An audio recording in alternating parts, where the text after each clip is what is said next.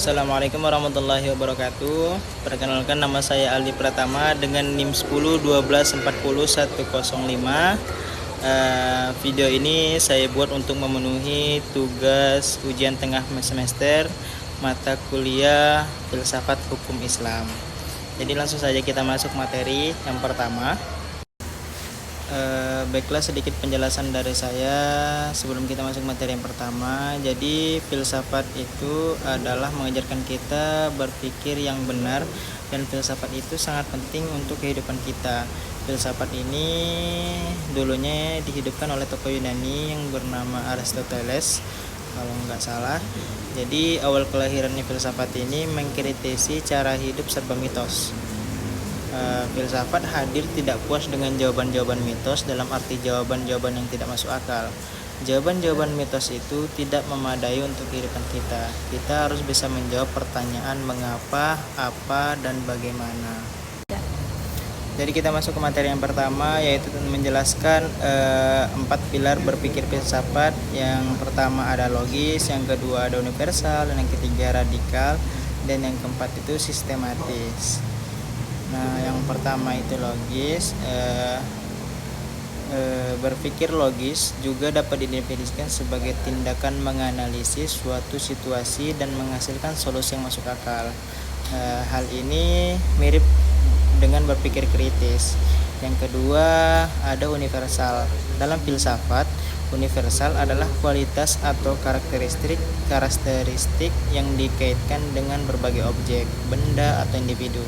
Karakteristik ini abstrak, dan mereka yang mendukung gagasan ini berpendapat bahwa karakteristik tersebut ada secara independen dari contoh-contoh spesifik atau hal-hal tertentu. Yang ketiga ada radikal, yaitu berpikir radikal adalah cara berpikir untuk memahami suatu sampai ke akar permasalahannya, yang dalam ranah filsafat dikaitkan sebagai upaya memperoleh kebenaran sejati, hakikat, sehingga selalu kritis dan analisis dalam menyikapi berbagai macam fenomena. Dan yang keempat itu sistematis. Nah, pemikiran yang sistematis ini dimaksudkan untuk menyusun suatu pola pengetahuan yang rasional.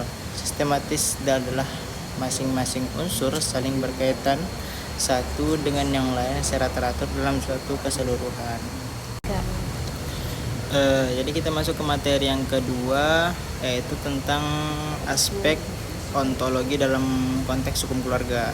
Jadi ontologi ini membahas hakikat dari hukum, dan epistemologi dalam konteks hukum keluarga itu membahas dari mana hukum itu bersumber dan bagaimana kita mengetahuinya.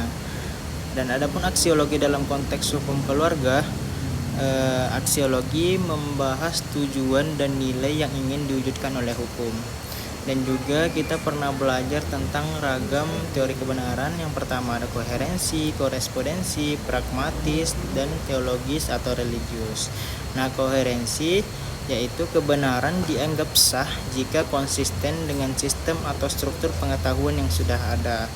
Dan korespondensi adalah kebenaran dianggap sah jika sesuai dengan realitas atau fakta objektif. Pragmatis, kebenaran dilihat dari manfaat dan efektivitasnya dalam kehidupan nyata. Dan yang terakhir ada teologis atau religius, yaitu kebenaran adalah apa yang berasal dari wahyu dan kehendak Tuhan dan diterima dengan iman. Jadi itulah sedikit materi yang dapat saya jelaskan, kurang lebihnya mohon maaf. Saya akhiri, wabillahi taufiq wassalamu. Assalamualaikum warahmatullahi wabarakatuh.